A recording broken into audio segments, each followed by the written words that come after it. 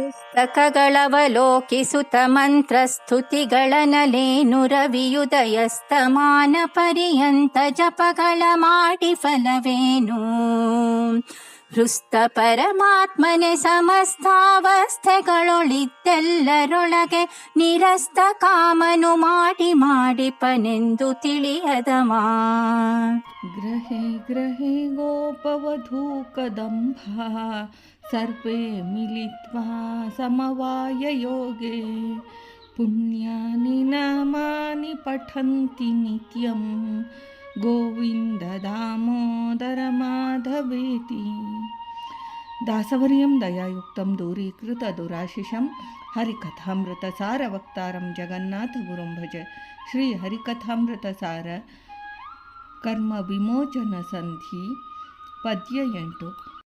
ಪುಸ್ತಕಗಳವಲೋಕಿಸುತ ಮಂತ್ರ ಸ್ತುತಿಗಳನಲೇನು ರವಿಯುದಯಸ್ತಮ ಪರ್ಯಂತ ಜಪತಪ ಮಾಡಿ ಫಲವೇನು ಎಂಬ ಈ ಪದ್ಯದಿಂದ ಶ್ರೀ ಜಗನ್ನಾಥದಾಸಾರ್ಯರು ಹೃತ್ಕಮಲ ನಿವಾಸಿಯಾದ ಬಿಂಬನೇ ಸರ್ವಾವಸ್ಥೆ ದೇಶ ಕಾಲಗಳಲ್ಲಿ ಸಮಸ್ತ ಕರ್ಮಗಳನ್ನು ಮಾಡಿಸುತ್ತಿರುವನೆಂಬ ತತ್ವವನ್ನು ತಿಳಿಯದೆ ಕೇವಲ ಯಾಂತ್ರಿಕವಾಗಿ ಏನು ಸತ್ಕರ್ಮಗಳನ್ನು ಮಾಡಿದರೂ ನಿಷ್ಫಲನೆಂದು ತಿಳಿಸುತ್ತಾರೆ.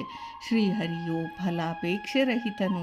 ಅವನಿಗೆ ಇತರರಿಂದಲೂ ಏನೂ ಪ್ರಯೋಜನವಾಗಬೇಕಿಲ್ಲ. ಆದರೆ ಬಿಂಬನಾದ ಶ್ರೀಹರಿಯಿಂದ ಸಕಲ ಜೀವರಾಶಿಗೆ ಸಾಧನ ರೂಪವಾದ ಪ್ರಯೋಜನ ಉಂಟಾಗಬೇಕಾಗಿದೆ. ಇದರಿಂದ ಶ್ರೀಹರಿಯನ್ನು ನಿರಸ್ತ ಕಾಮ ಎಂದಿದ್ದಾರೆ.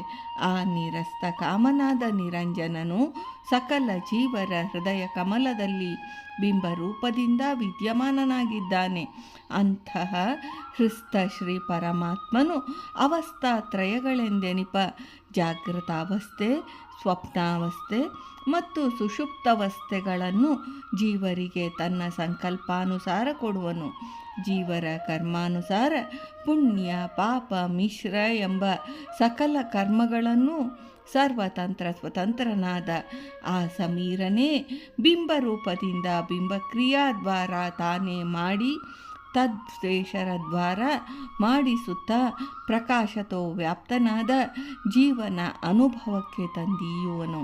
ಬಿಂಬನ ಈ ಸಂಭ್ರಮದ ವ್ಯಾಪಾರವನ್ನು ಜ್ಞಾನಾನುಸಂಧಾನಪೂರ್ವಕ ಅರಿಯದೆ ಶಾಸ್ತ್ರ ಸಂಬಂಧವಾದ ಗ್ರಂಥಗಳನ್ನು ಓದುವುದು, ಪಾಠ ಹೇಳುವುದು, ಮನನ ಮಾಡುವುದು ಇಂತಹ ಡಾಂಭಿಕ ಕ್ರಮದಿಂದ ಏನೇನೂ ಪ್ರಯೋಜನ ಇಲ್ಲ ಎಂದು ತಿಳಿಸುತ್ತಾರೆ.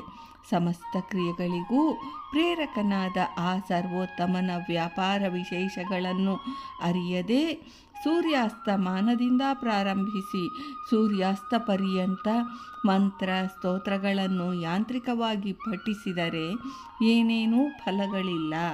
ಜಪ ತಪಗಳನ್ನು ಆಚರಿಸಿದರೂ ನಿಷ್ಫಲ ಎಂದು ಎಚ್ಚರಿಕೆಯ ನುಡಿಗಳನ್ನು ಆಡಿದ್ದಾರೆ.